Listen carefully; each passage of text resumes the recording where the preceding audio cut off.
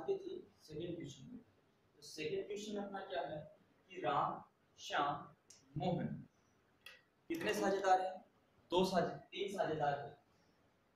राम, श्याम और मोहन साझेदार थे। उनकी पूंजी 1/16, इसका मतलब 1 जनवरी 2016 क्रम से 50,000, 30,000 और 20,000 रुपए थी। ये उनकी प्रारंभिक पूंजी थी। आगे सूचना है लाभ वितरण से पूर्व, मतलब इस बात का क्या हुआ कि हमने अभी तक कोई वितरण नहीं किया है, तो वितरण करने से पहले अपन को काम क्या करना है कि शाम को 3,000 रुपए, मोहन को 2,000 रुपए प्रतिवर्ष वेतन देना है। पूंजी पर 10% ब्याज देना है। शुद्ध वितरण योग्य लाभ का मतलब कि ये दोनों समायोजन करने के बाद जितना भी अपना लाभ बचता है जिसको अपन बांटेंगे, उसका विभाजन जब करेंगे तो विभाजन कैसे किया जाएगा उसके लिए बोला गया है कि लाभों में से जितने भी लाभ आएंगे उस लाभों में से 50,000 रुपए पूंजी अनुपात में बांटने हैं और शेष लाभ बराबर बराबर बांटना है। वर्ष के अंत में उपयुक्त सभी समायोजन करने से पूर्व फर्म का लाभ 95,000 था। इसका मतलब ये हुआ कि जितना भी अपना लाभ है उस लाभ में से अभी तक हमने कोई भी समायोजन नहीं किया है, तो हमें अब तैयार क्या करना है, लाभ हानि नियोजन खाता और साझेदारों के पूंजी खाते। हम सबसे पहले सोल्व करते हैं लाभ हानि नियोजन खाता कि ये कैसे बनाया जाएगा। तो ऊपर हम हेडिंग लगाएंगे profit and loss appropriation account।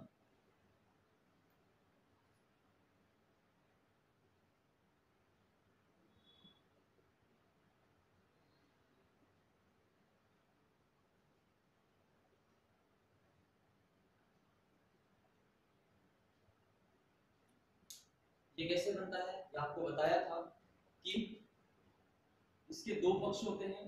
एक पक्ष होता है अपना पर्टिकुलर, उसके लिए अमाउंट का कॉलम, और सेकंड पर्टिकुलर,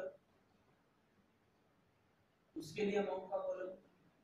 जो सीआर पक्ष के लिए होगा इधर वाला डीआर पक्ष के लिए होगा। अब हम जब क्वेश्चन बनाते सॉल्व करते हैं तो क्वेश्चन का सबसे पहला भाग अपना होता है कि अपन को प्रश्न में जो भी लाभ हानि दिया हुआ है उस लाभ हानि को यहाँ पर हम स्थानांतरित करेंगे।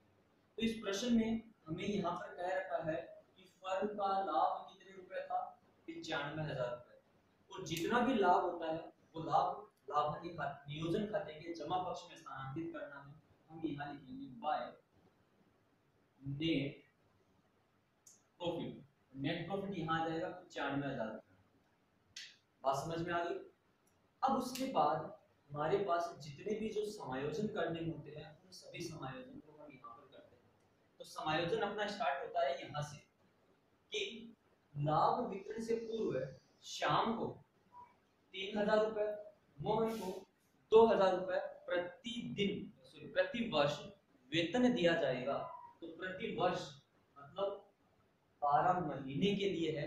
अगर यहाँ पर प्रति माह लिखा हुआ रहता तो हम इसको 12 से गुणा करते तो पूरे वर्ष की राशि आ जाती। लेकिन प्रश्न में हमें साफ साफ कह रखा है कि ये जो वेतन दिया जाएगा ये वेतन कितने समय के लिए दिया जाएगा, पूरे वर्ष के लिए दिया जाएगा।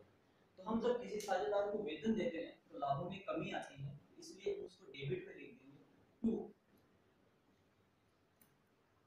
Partners salary account.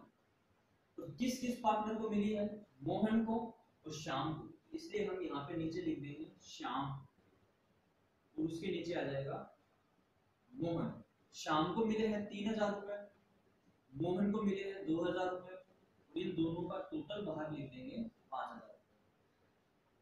तो ये अपना पहला समायोजन हो गया। दूसरा समायोजन है पूंजी पर 10% की दर से ब्याज दिया जाता है। तो जब साझेदारों की पूंजी पर ब्याज दिया जाता है तो यह ब्याज संस्था के लाभों में कमी करता है, तो इसलिए हम इसको भी डेबिट पक्ष में लिखेंगे। तो डेबिट पक्ष में यहाँ लिख दिया जाएगा टू इंटरेस्ट ऑन कैपिटल। तो 3 पार्टनर है, श्याम, राम और मोहन। तो देखो राम, श्याम, मोहन 3 साझेदार थे, उनकी पूंजी क्रमशः इतनी इतनी थी। एक बात हमेशा ध्यान रखना कि जब साझेदारों की पूंजी पर ब्याज लगाया जाता है तो वो ब्याज हमेशा प्रारंभिक पूंजी के ऊपर लगता है।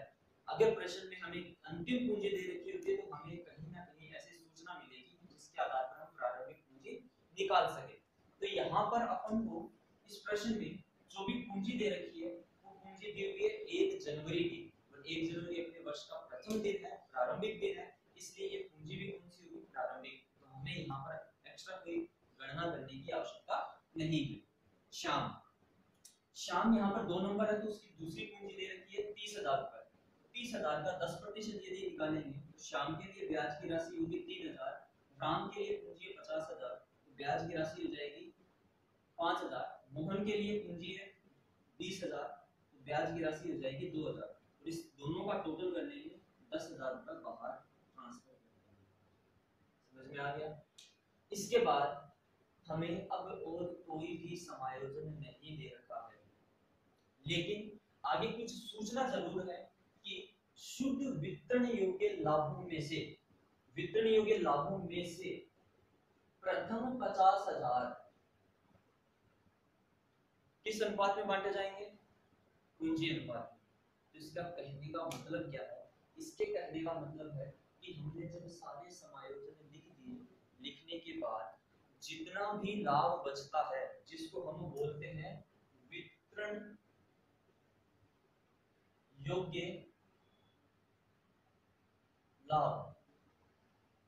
इस प्रश्न में वितरण योग्य लाभ कैसे निकलेगा, कुल लाभ अपने पास 95,000 रुपए था, उस 95,000 में से हमने 15,000 रुपए काम में ले लिए, कुछ वेतन के रूप में तो कुछ ब्याज के रूप में। तो वो हमने काम में कितने ले लिए, 95 में से 15 काम में ले लिए, तो अपने पास वितरण योग्य लाभ बच गया 80,000 रुपए का। वितरण योग्य लाभ कितना बच गया, 80,000 रुपए।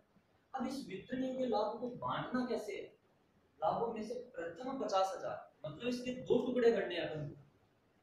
एक टुकड़ा होगा 50,000 का और एक टुकड़ा होगा शेष। शेष कितने रह गए, 30,000। इस 50,000 को बांटना है कैपिटल रेशियो में, और इस 30,000 को बांटना है बराबर बराबर।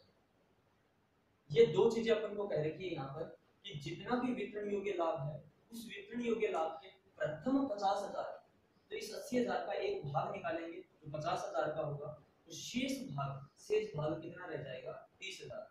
तो ये 30,000। अब इन दोनों का बंटवारा करना है। बंटवारा करने के लिए अपने को क्वेश्चन में क्या बोला हुआ है, शेष लाभ। तो शेष लाभ बचा हुआ 30,000, किस अनुपात में बांटा जाएगा, बराबर बराबर। तो इस 30,000 को बराबर बराबर बांट देंगे, और जो अपना प्रथम 50,000 था वो पूंजी अनुपात में, तो हम इस 50,000 को पूंजी अनुपात में बांट देंगे। यहां तक का समझ में आया। अब प्रश्न में हमें केवल पूंजी दी हुई है 50,000, 30,000 और 20,000, कोई अनुपात नहीं दिया हुआ। तो जब अनुपात नहीं दिया हुआ तो हमें अनुपात निकालना पड़ेगा। तो निकालेंगे कैसे, कैपिटल रेशियो, कितने पार्टनर है, राम, श्याम और मोहन, इन तीनों की कैपिटल कितनी थी, 50,000, श्याम की थी 30,000, मोहन की थी 20,000। अब इसमें 4 जीरो कॉमन है, इनको हटा दीजिए तो अपना अनुपात निकल के आता है 5-3-2, ये अपना अनुपात हो जाएगा। तो इस 50,000 को हम 5-3-2 में बांटेंगे और शेष को बराबर बराबर बांटेंगे। जब बांटेंगे तो लाभों में कमी हो जाएगी, हम उसको यहाँ पर डेबिट में लिख देंगे।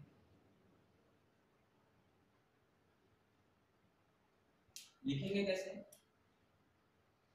2 पार्टनर्स कैपिटल अकाउंट, तो 3 पार्टनर है, श्याम, पहले राम का दे रखा है तो राम का लिख देंगे, सेकंड श्याम का है तो श्याम में लिख देंगे, थर्ड मोहन है तो मोहन के लिए लिख देंगे। अब राम के लिए इस 50,000 को 5-3-2 में बांटते हैं तो इनकी राशि क्रमशः कितनी कितनी आती है, 20,000। श्याम के लिए आएगा 3, तो आ जाएगी राशि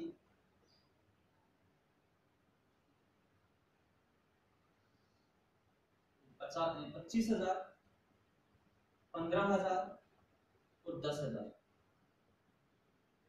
ये तो जो हमारा 50,000 का भाग था वो बांट दिया गया, और अब जो शेष 30,000 का भाग है वो बराबर बराबर बांटना है। तो बराबर बराबर बांटेंगे तो 10,000 रुपए उसको ये मिलेंगे। इस तरीके से हमने लाभों का विभाजन कर दिया। तो राम को कुल लाभ कितना मिल गया? 35,000। श्याम को कुल लाभ कितना मिल गया? 25,000। और मोहन को कुल लाभ कितना मिल गया? 20,000। तो अपना ये खाता यहाँ पर पूरा हो जाता है। दोनों पक्षों का योग कर देंगे, योग करने के बाद इसकी राशि बचेगी निल, लेकिन योग हो जाएगा इनका 95,000 रुपए के साथ। तो ये तो हमारे इस क्वेश्चन का पहला पार्ट हुआ जो पूछा गया था लाभ हानि वियोजन। दूसरी चीज क्या पूछी है? दूसरी चीज पूछी थी पूंजी खाता। तो पूंजी खाता कैसे बनाएंगे उसको थोड़ा सा समझते हैं।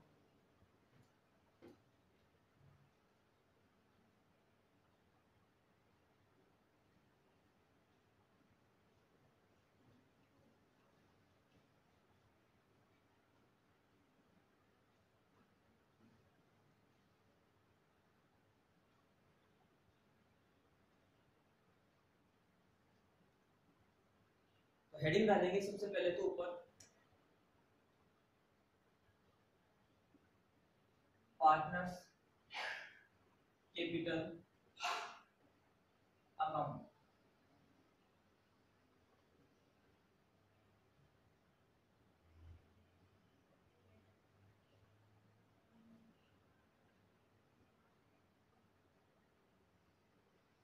तीन पार्टनर थे, तीनों पार्टनर्स के लिए अमाउंट के तीन कॉलम हो गए। ये अपना सीआर पक्ष है, ये भाग हो गया मोहन के लिए, ये भाग हो गया श्याम के लिए, ये भाग हो गया राम के लिए। ये अपने पर्टिकुलर का पार्ट होता है।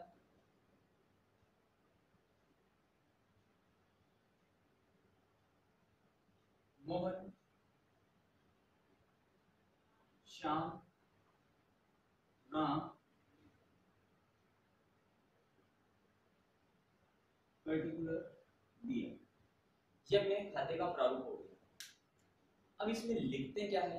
तो हमने पिछली क्लास में देखा था कि इस खाते में लिखने के लिए सबसे पहली चीज अपनी होती है प्रारंभिक शेष। प्रारंभिक शेष हमें प्रश्न में दे रखा है कि 1/1/2016 को उनकी पूंजी क्रमशः 50,000, 30,000 और 20,000 थी। तो हम उसकी सीआर में लिखेंगे बाय बैलेंस बीडी। राम के लिए कितना है? 50,000। श्याम के लिए कितना है? 30,000। मोहन के लिए कितना है? 20,000। ये प्रारंभिक शेष आ गया। अब इसके बाद वर्ष के दौरान के जितने भी व्यवहार हुए थे उन सभी व्यवहारों को इसी खाते में दर्ज करना है, क्योंकि हम खाते कौन सी विधि से बना रहे हैं? परिवर्तनशील रीति से।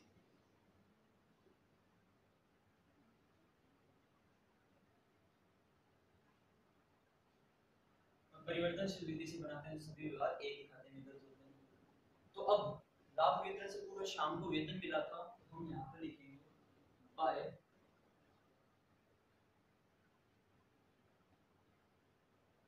Partners salary.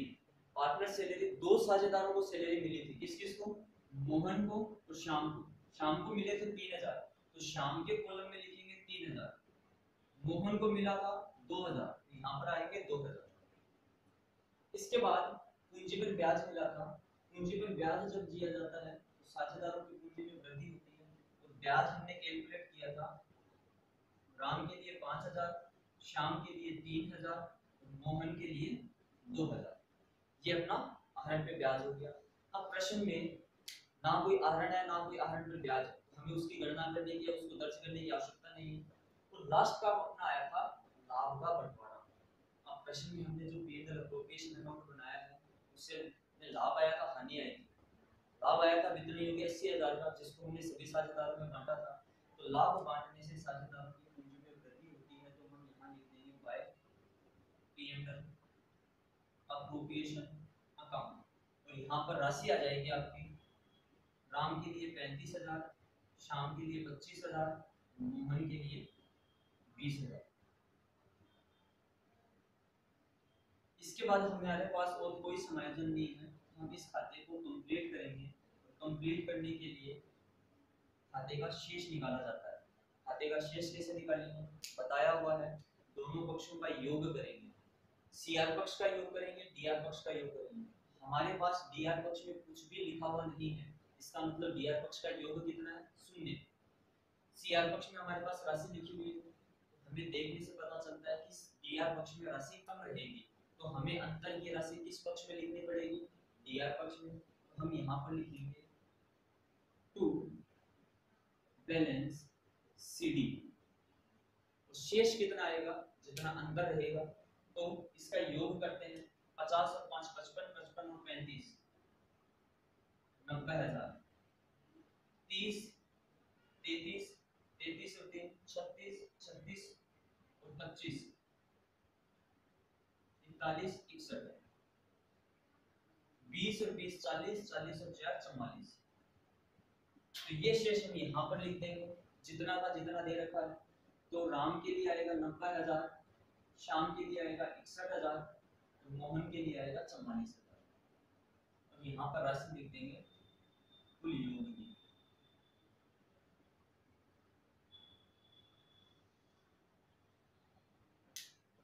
पूरा समझ में आया? तो अब हम आगे की क्लास में इसके आगे का टॉपिक देखेंगे। तो आज का अपना काम यही रहेगा कि आप इसी क्वेश्चन को या इससे मिले जुले क्वेश्चन को आप घर पे सॉल्व करें।